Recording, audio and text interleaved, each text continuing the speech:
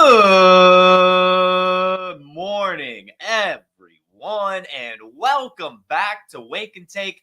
I hope you all enjoyed yesterday's preseason winners episode, as today we're talking the top 5 preseason losers. Yes, we did 10 winners and only doing 5 losers. There's not that many losers, and even if there are, they've got some time to prove themselves too. So felt unfair to overreact too much to only 1 week of preseason, but there's definitely some storylines that are at least concerning. On top of talking about these 5 losers, we're also going to be talking about players that picked up injuries, whether it be from training camp practices or at the preseason. So we'll get some insight into those as well, as that's also kind of a loser, even if it is a little bit more out of their control with health. So go ahead, take out your coffee, sit back, relax, and enjoy the show.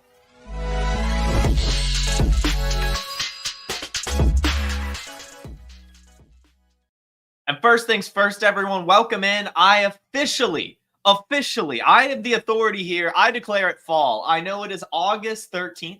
I know it. I get it. I understand.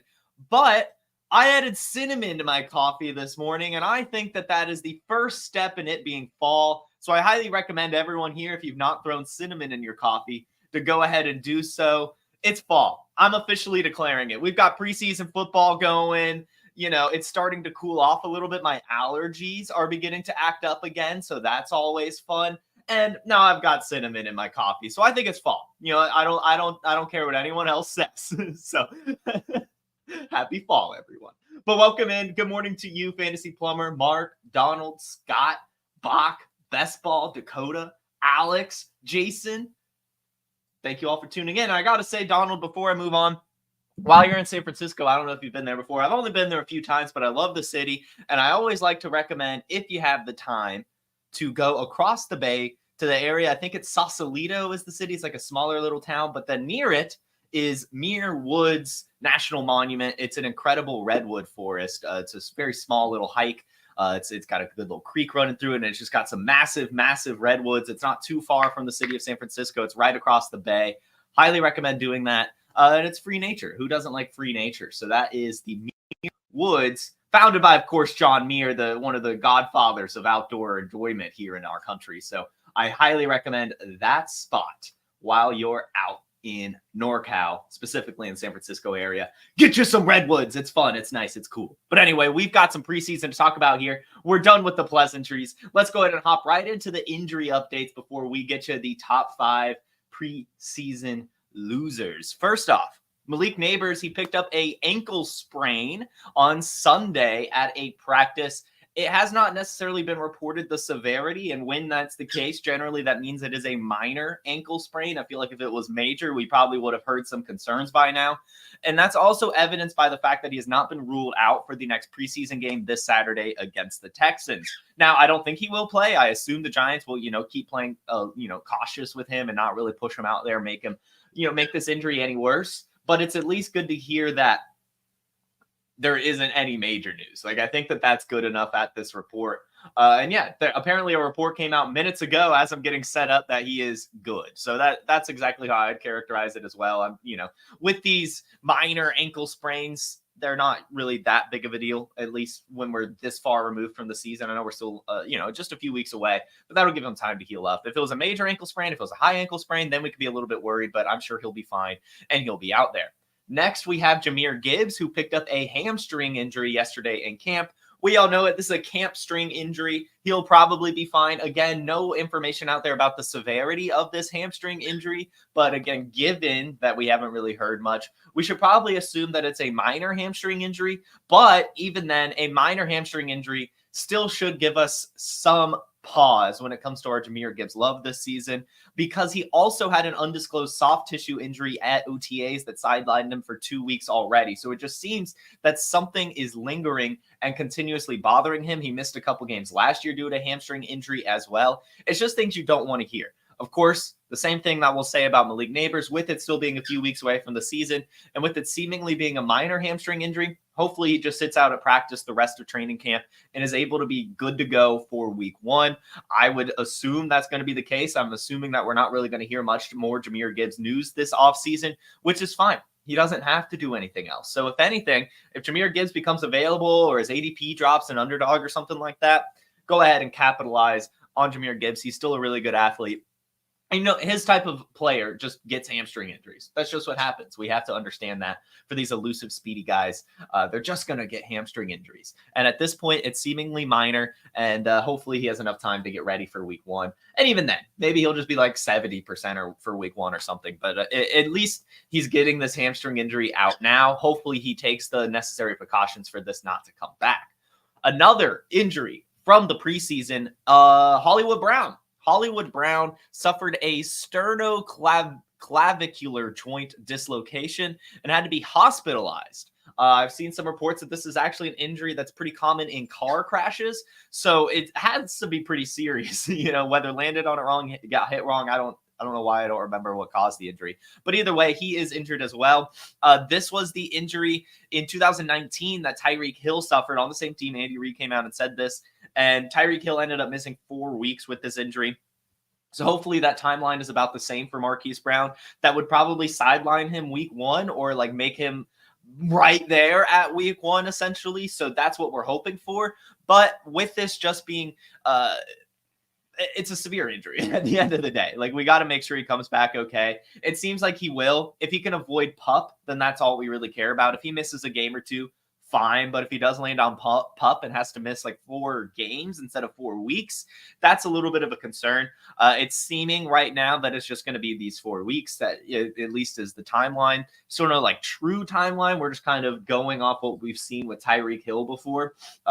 But it's a concern for Hollywood Brown because, you want him to be able to get these extra reps with Patrick Mahomes and be able to build that connection. The benefit there being that Xavier Worthy's going through the same thing. Yes, Xavier Worthy's going to be able to take, probably a little bit of a step ahead now, which is awesome for Xavier Worthy. This is great news for Xavier Worthy and his ability to build a connection with Patrick Mahomes. But at least it isn't like Marquise Brown was like fighting for a roster spot. You know what I mean? Like, he's still going to be able to come back and be an important part of this offense and still get those deep shots, still be a guy getting passes from Patrick Mahomes. So I wouldn't worry too much about Marquise Brown. If you could get him at a discount now, I would actually recommend that.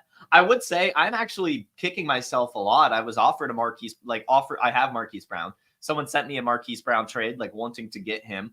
It was a DK Metcalf in Hollywood for Devontae Smith and Mike Gesicki, and I should have just done it. In fact, I might just send it back to him.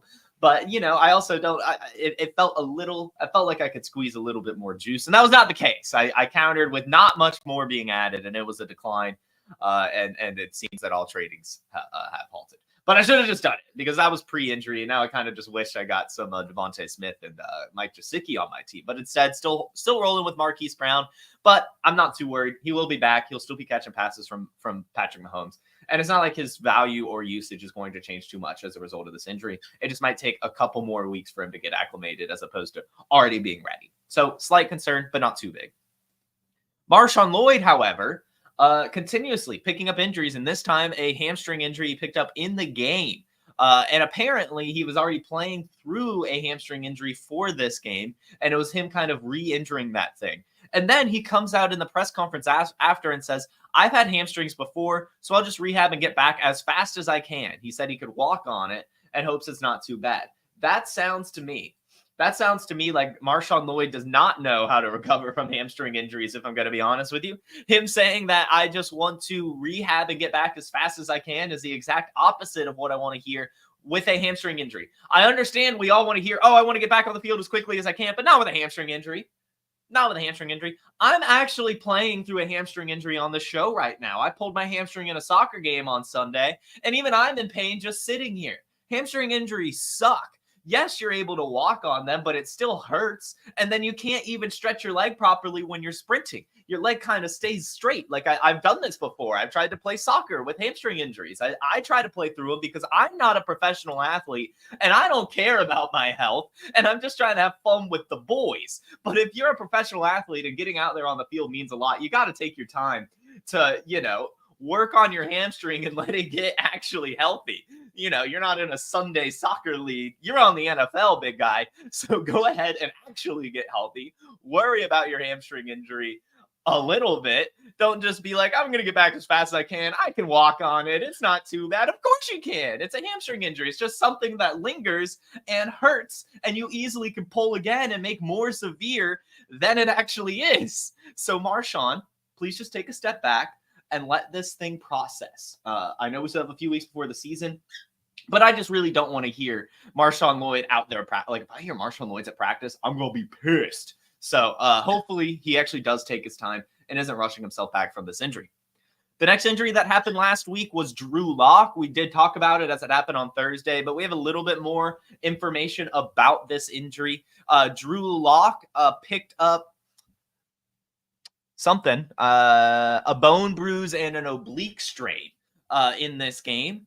But good news for Drew Lock's stashers and Superflex leagues. It's seeming like he's going to be good to go for the season. Now, of course, everything in this season is going to be contingent on Daniel Jones' performance and Daniel Jones' health. But as of now, head coach Brian Daboll has come out and said that the Giants will not be adding another quarterback to the room amid Drew Lock's injury, that they're just going to be rolling with Tommy DeVito as the backup. And then they also brought in a rookie, I believe, either an undrafted or at the end of the draft. But either way, with that being said, it seems that the Drew Lock injury isn't that severe and that he will be able to at least be a backup sooner rather than later. So that's good. He did look bad in the preseason, though, so we'll see. Now, of course, the offensive line in New York is really terrible, so I'm just curious to see how it'll go this season. But I will say I still think that Drew Lock is worth rostering. I really do. I do think that there will be a Drew Lock pulling of the plug a Daniel Jones pulling of the plug at some point, just because of the injury guarantee on his contract, whether or not he performs well or not. I just think that the Giants are going to want to move on from Daniel Jones, unless he performs lights out. But I don't think they're just looking for mediocre Daniel Jones. I think they want to see really good Daniel Jones, to be honest with you guys. And I think if they miss that, they'll go see what else is available given the money that they could lose if Daniel Jones sustains an injury. So just keep that in mind. Even though Drew Lock looked bad in the preseason, even though he picked up this injury, there's still a huge chance for him to hit the field this season. And then lastly, this happened before I went live, so I don't have a ton of information for this, unfortunately. But it also doesn't matter. It doesn't matter at all because who cares, really, about Chase Claypool landing on season-ending injured reserve? Chase Claypool will not be playing football this season. He's injured. He's done. He's out. No big takeaways there, really. He is a Buffalo Bill. It's already a super crowded receiver room, and he was already buried on the depth chart. So not really that big of a deal. Just really kind of puts the nail in the coffin for Chase Claypool in his NFL career. If I've got to be honest with you, it's going to be hard for him to bounce back from season-ending IR after already kind of becoming a journeyman that teams get rid of pretty quickly. So Chase Claypool, dunzo is how I'll put it. Chase Claypool is dunzo. Officially, I have now two declarations here on this morning's Wake and Take. One, it's fall. I don't care that it's the middle of August. It's fall. Secondly, Chase Claypool is officially donezo. So that is all the injury updates I have for you. There might be others out there. Maybe there's some more minor ones, but those are kind of the big ones for me that I wanted to touch on. Really nothing too much to concern about at this point in the season. The more concerning ones are going to be Marshawn Lloyd and Marquise Brown right now. Just keep your eye on those. As we move on to the 5 biggest losers from the preseason. Before we hit into that, though, why don't we hear a little bit about the injury finder? Hey, you're in your fantasy draft and someone says, hey, that guy's injury prone. I don't want him. And you're like, I don't know. I don't think you can predict injuries. Well, guess what? Now you can. Injury proneness is real. At Player Profiler, we have the data on these players, and it's all in the Injury Finder app. Their injury track record back through time, exactly where they were injured, how severe it is. We look at the BMI data, and we crunch it all together, and we give you probabilities that a player will miss multiple games this NFL season, as well as the complete database of NFL injuries and the ability to compare two players and look at their injury track record. The Injury Finder is powerful, and it's only $5. If it's worth it to have that peace of mind when you're drafting, go get it.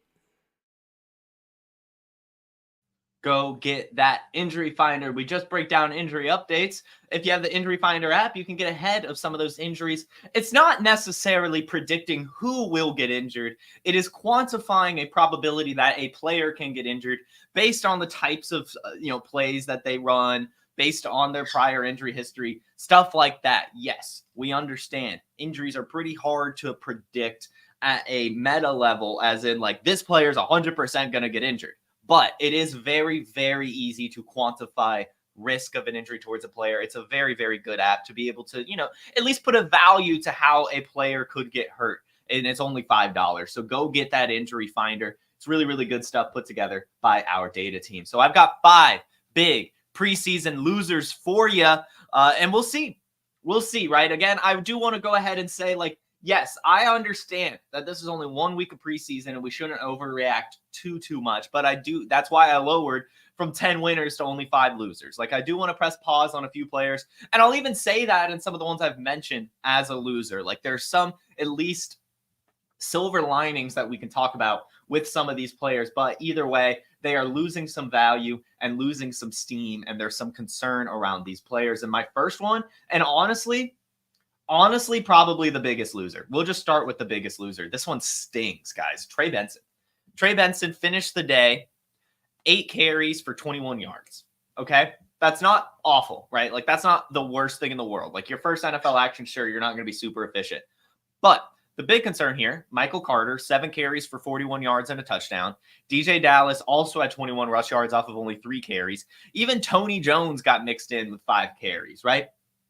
But the big concern, on top of all these other running backs getting mixed in, and on top of Michael Carter actually being more productive and looking better than Trey Benson, is just this. Zay Cantz FF on Twitter put together all of Trey Benson's rush attempts from this game, and it is just not great. It is just not great. I feel like I would look better, to be completely honest, behind that offensive line. So let's go ahead and watch this together. And you guys can maybe have some of the takeaways I have, but we'll just watch. I'll be silent. I'll quit yapping. Check it out. Desmond Ridder getting the start at quarterback for the Cardinals. And they're going to run another rookie, Trey Benson, between the tackles.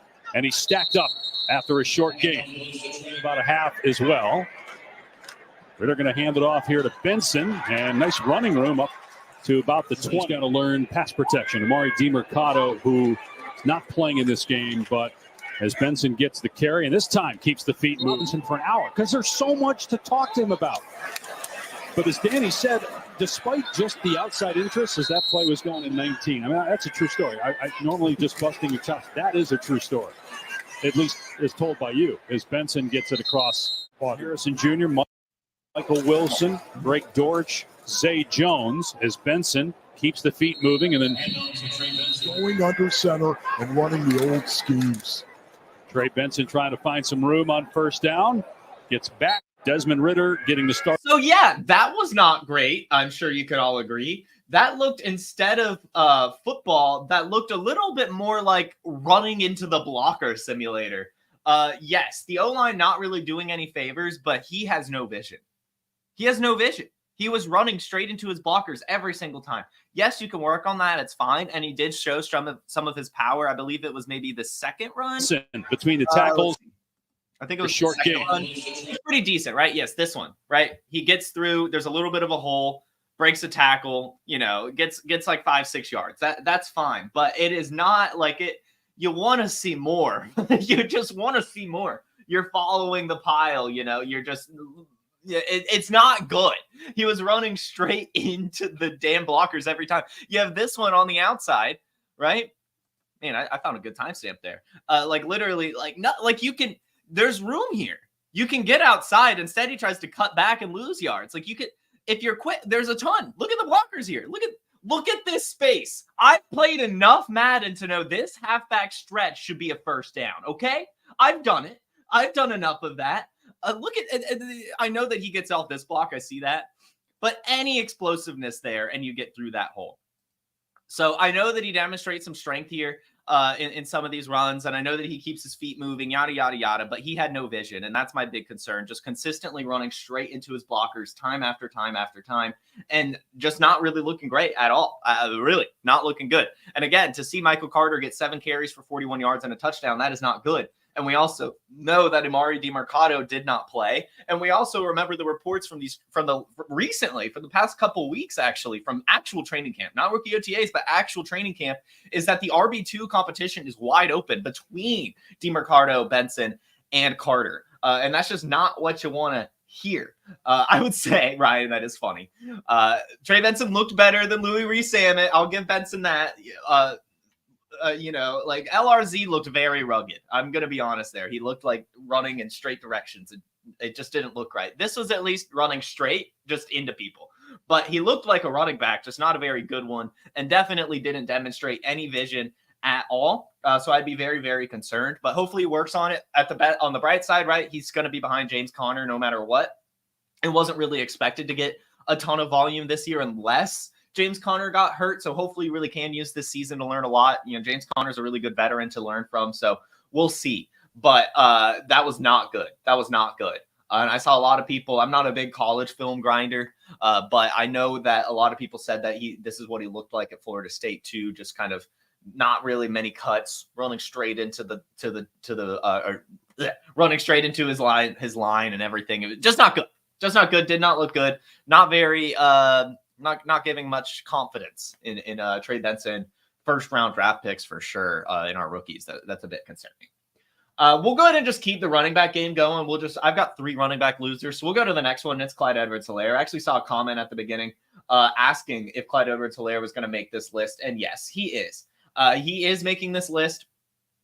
And I actually didn't know about missing the practice with an illness. But we already knew that Clyde EdwardsHelaire was kind of losing his roster spot. They were throwing a ton of different running backs in at practice. We had heard all the Deneric Prince hype as the RB2 behind Pacheco. We were hearing Kadarius Toney working as a running back. They brought in Keontae Ingram at some point. And then, they also still have Carson Steele from, I believe he was undrafted this year. Either way, lots of running backs were getting worked in practice, and we didn't really hear anything from Clyde EdwardsHelaire at all. And then in this game, he has 2 carries for 0 yards, and then has no targets at all. So very, very rarely utilized, and then did not look good in his limited opportunity. On top of already hearing from camp that he had kind of lost the backup job to Deneric Prince. That's just not what you want to hear. And then in this game, Isaiah Pacheco had 2 carries. Carson Steele had 4 carries for 29 yards and a touchdown.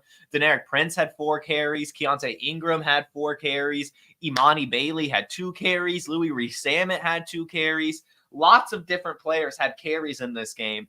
In fact, even Louis Rees-Sammet had more rush yards in this game than Clyde EdwardsHelaire. So that's a big, big loser to me, especially with him being sidelined at practice now for an illness. We'll put quotes around that. Not looking good for CEH. I know we already kind of knew he was a bust, but to see it happen already in the preseason, that's just wild to me. We saw last year he was actually utilized a little bit in the absence of Jerick McKinnon, sometimes without Pacheco. Like, he actually had a couple spike weeks there with volume, but it is over now. It is over now. Seeing him look bad in the preseason, seeing these other running backs get extra snaps, hearing these other running backs going ahead of him in training camp, it is not good. So Clyde EdwardsHelaire, not a good time right now. Yeah. So next up, we'll have Chris Rodriguez. We kind of talked about this yesterday with Michael Wiley. The Michael Wiley hype is real, I believe. Michael Wiley finishes the day with 8 carries for 34 yards and a touchdown. Also had himself some receptions as well. I have been saying Michael Wiley from the Senior Bowl was one of the running backs that really stood out to me, and I know he's an undrafted free agent, but he was pretty good at Arizona, just pretty good. Not like stats to pop off the page or anything, but he also never really had a ton of volume. But he looked really good at the Senior Bowl as a pass catcher, on top of also being a pretty good runner. So I felt that he had a potential here to beat Chris Rodriguez for a roster spot, because Chris Rodriguez doesn't really have a lot of athleticism in the tank or anything like that, but Michael Wiley does. And so I felt with Austin Eckler kind of being there, they might want a little bit more of an all-purpose back as the RB3. And then Michael Wiley goes out and has 8 carries for 34 yards and a touchdown. What does Chris Rodriguez do? 6 carries for 0 yards. Yes. 6 carries for 0 yards. 6 carries for 0 yards. That is awful. So I would go ahead and put the nail in the coffin for Chris Rodriguez, people rostering, hoping, as a handcuff behind Brian Robinson Jr., that maybe he could come in and at least get volume. I don't think that'll be the case. Here are some other running backs that had carries. Brian Robinson had 5. Austin Jones had 2. Jeremy McMichaels had 3. Austin Eckler had 2. And again, Chris Rodriguez, 6 carries for 0. Big ol' 0 yards. That is a losing performance, especially with the undrafted free agent rookie Michael Wiley looking as spry as he did. So remember that name, Michael Wiley, and forget this name, Chris Rodriguez. The next big loser is Troy Franklin. Not good.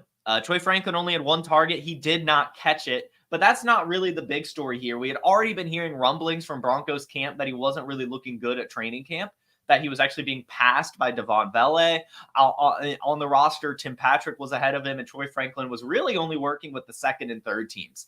Well, in the preseason, that's, your ability to, show, okay, maybe I'm not like the best at practice or whatever. Like, it's hard to make a name for myself with all these wide receivers ahead of me. But at least against lesser opponents, I can go out there and do well. Well, he obviously didn't have any time with Bo Nix, which might hurt him a little bit. But still, to not bring in your only target is not good, especially when 1, 2, 3, 4, 5, 6, 7, 8, 9, 10, 11, 12, 13, 14, 15, 16 different Broncos caught a pass in this game. One of them being Devon Vele, another one being Lil Jordan Humphreys. Josh Reynolds got in on the action. Tim Patrick again. Even David Sills V, a guy that I haven't remembered for years now. Maybe I'm just thinking of someone else. But either way, David Sills V had better production than Troy Franklin. That's really just not what you want to hear. On top of only having 1 target, you would just hope that he would be utilized a bit more, given some more opportunity. He wasn't, and then dropped his only target. On top of not doing well at the combine, on top of not doing well throughout really the entire training camp OTA process, and then now coming out and having a dud in the preseason, it's time to sound the alarms for Troy Franklin. I've got to be honest here. That is not good. Not good at all. 1 target, 0 catches, 0 yards, Troy Franklin. Not good, not looking good. And maybe we should start listening to these beat reporters as they talk about the Devon Vele hype, him kind of climbing up the roster. It might not be till 2025 even till we see Troy Franklin, if at all. If at all, it is really not good, everything that we're hearing from him. So a big loser is going to be Mr. Troy Franklin. And then my last big loser, but we'll have an honorable mention just because I know you guys want to hear me take my L's. I'll take my L's, but not for long. I've got 2 players left. And as I mentioned, we're going to talk some silver linings here. Justin Fields, big loser. In some research for this episode, I was looking at what other people were saying their big loser, and Justin Fields was everyone's biggest loser, but it wasn't that bad. He still finished the day 5 of 6 for 67 yards. The big problem here is that Justin Fields fumbled 2 snaps. Now, luckily, they were not lost fumbles. He was able to pick them back up, but he fumbled 2 snaps and was sacked twice. That's the concerns. Those are the issues that Justin Fields had been plagued by in Chicago as well, especially the sacking issue. But again, it is still preseason, still has time to work on these things. But the big concern is that Mike Tomlin has come out and said that Russell Wilson is still in pole position. And, Russell Wilson is going to come back sooner rather than later, probably with this minor calf injury that he's been kind of sitting out for. But yeah, Fields can't stop taking sacks. Still a very slow processor as it appears. But still, I would say to go 5 of 6 for 67 yards is pretty good. He still showed some explosive plays. And one of his sacks, he very closely was able to get out of it. So, we'll see as it develops, but he's definitely a loser for now. And I'll say on the fumbles, it was the backup center, the starting center for now, but they drafted Zach Frazier for a reason in the 2nd round. The center for both of these dropped fumbles was Nate Herbig, who's been in the NFL for 6 years now, has never really been able to make a true name for himself on the offensive line. Definitely more of a journeyman guy, not the greatest. So it would make sense if Justin Fields was with a different center, which he was, Nate Herbig, instead of Zach Frazier like he normally is. So that's going to lead to handling snaps poorly. So I'm not going to get too worried about those, but I am still going to be worried about the sacks. We do want to see him get away from that for sure. So to see it still get piled up, see him no rushing touchdowns or passing touchdowns, those are the concerns here. You'd like to see a little bit more explosiveness. But again, we still have a couple more weeks. He's still working on some things. And again, it wasn't the right center that he had those fumbled snaps from. So we can, I think you can put those to rest a little bit. But the sacks, the slow processing, that's still the big concern. And then also, of course, Mike Tomlin still coming out and saying Russell Wilson is still in pole position. That's still the big concern. But I will argue that, again, it might be better for Justin Fields not to start the season, because I still firmly believe that Russell Wilson will get benched if he ever starts, and Justin Fields will be able to come in towards the end of the season and at least light the world on fire for our fantasy teams. We'll see what happens for NFL, if he's improved at all. But he'll still score his fantasy points, and that's really what I'm hoping for. I think there's a possibility if he starts early in the season where he could be benched for Russell Wilson. I kind of want it to go the opposite way, where I want Russell Wilson to get the start, and then I want him to remind everyone why the Broncos were willing to eat so much dead cap to get rid of him, and then they'll give Justin Fields a shot and see how he looks. There's very much still a possibility that neither of them are the answer here, but for our fantasy teams, we still need to be getting Justin Fields. So that's where I'm at there. A concern, but not too concerning, I'd say, at least as it returns to the fumbles. The sacks are the big concern, and that's kind of always been the case here with Justin Fields. This might be true. They might want Rudolph back. Wilson won 7 games in a row, Jason says in the chat. This is true. The Broncos went on a little bit of a winning streak there. A lot of it was the defense getting a lot better. Russell Wilson was okay too, but he's still not an NFL quarterback anymore. He's really, really not. And I'm finally ready to see it in week 1. And maybe we'll get Russell Wilson action in the preseason and we'll see him look fine as well. But either way, Justin Fields, some concerns here. Big loser from this weekend's preseason action. We wanted to see more is, I think, the big thing here. We needed and wanted to see a lot more, and we just didn't. But still 5 of 6 for 67. That's a pretty good completion percentage. The 2 fumbles, that was because it's the backup center. But 2 sacks, that's the big concern. Still not processing very well. And, didn't even really demonstrate much on his legs. But maybe that's just a preseason thing. And then lastly, honorable mention for a loser, Ryan Flournoy. Ryan Flournoy, ladies and gentlemen, finishes the day with 3 targets, brings in 2 of them for 8 yards, dropped a pass in the red zone, and also fumbled out of bounds at one point. Really just did not look that good. Part of it, of course, catching passes from Trey Lance, who also did not look very good. And then also part of it being the fact that he had been injured the last few weeks, so he's kind of getting more up to game speed. The only reason he's not a true loser and more of an honorable mention is just because he is a rookie, 6th-round rookie, from a small school. This was always going to take a little bit of time anyway, and he had missed the last couple weeks due to injury. So we can react a little bit more reasonably these next couple weeks of preseason. If he's all we hope is that he just makes the roster. That's all we want from him. I don't want to hear practice squad. I want to hear the main roster. So he needs to play a little bit better for sure, but he really did not look good. The drop was not great. The fumbling out of bounds, not great. And then only to have 8 yards off of 2 receptions, not great either. So lots to work on still for him, but we're still crossing our fingers and hoping for the Ryan Flournoy breakout, at least towards the end of the year. Yes. That should do it. Do we have any questions in the chat? Let me go ahead and check this. Yes, I agree. Benson's biggest issue is his vision. It's awful. Should we pick up Jarrett Patterson? Been hearing rumbles that Kamani Vidal may not make the team. I'm going to say this. There were rumblings that Javonte Williams was not going to make the Broncos roster. I think we just need to press pause a little bit. It is important to note that Kamani Vidal did pick up a minor injury and has been kind of in the training room a lot of this preseason, a lot of this offseason.